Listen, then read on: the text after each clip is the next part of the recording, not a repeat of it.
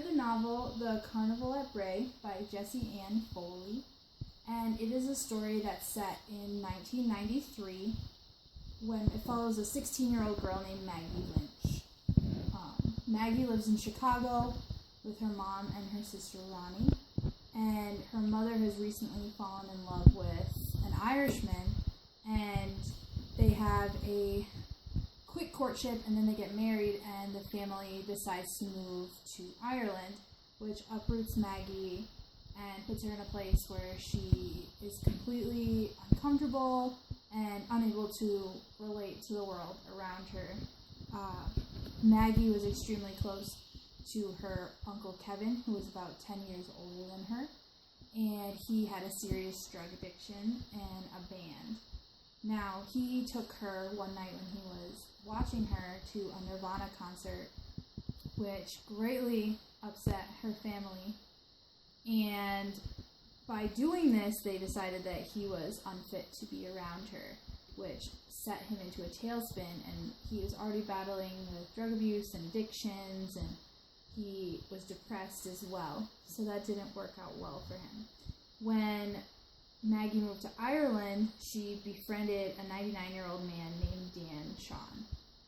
Dan Sean helped her with advice and helped her acclimate to her environment and helped her deal with her dysfunctional family. Her new stepfather didn't deal well with children, her mother was an alcoholic, and her sister Ronnie was young enough where she was able to make friends and succeed with little to no disruption to her life. One night on the way back from Dan Sean's house, she meets a 17-year-old boy named Ian one night when she's lost. They fall in love, and when her Uncle Kevin comes to town for Christmas, he tries to get Ian and Maggie together. There is a big family fight over Christmas, and Kevin goes home, and upon going home, he actually ends up committing suicide. Maggie at first does not know that it's suicide. Her mother hides it from him, and then about a month later, she found the letter from Kevin saying that he had committed suicide, and enclosed he had 2 tickets to a Nirvana concert in Rome.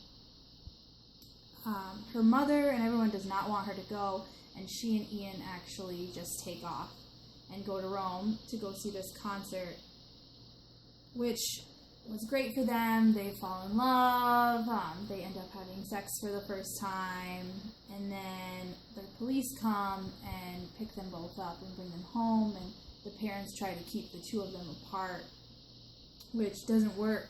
And then her mother ends up divorcing her stepfather and decides to go back to the States. But Maggie decides to finish her last year of high school in Ireland, which Dan Sean ends up paying for. This story has a lot of the typical young adult novel aspects to it.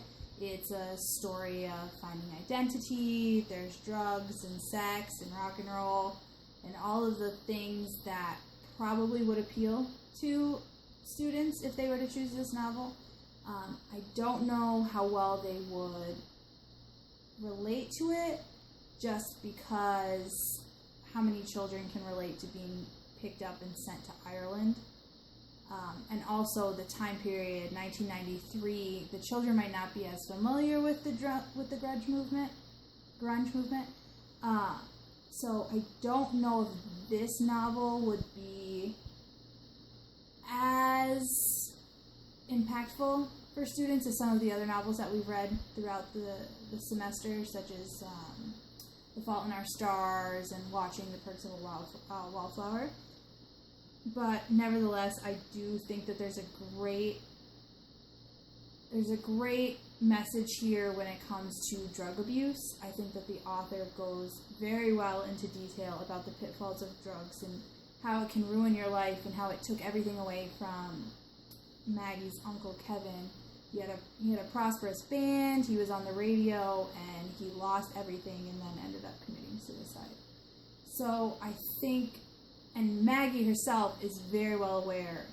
At the concert, she saw girls doing coke, and she was very upset about it, and they were going to kill themselves, and it really hits home with you how serious the issue of drugs can be for someone of that age. But overall, I thought that it was a very good novel. I think that the children would really like it. I don't think it would be one of my first choices if I was to give the children choices. I don't know if it would be in the pile, but I don't think it should be overlooked at all. But that is my book talk for The Carnival at Bray.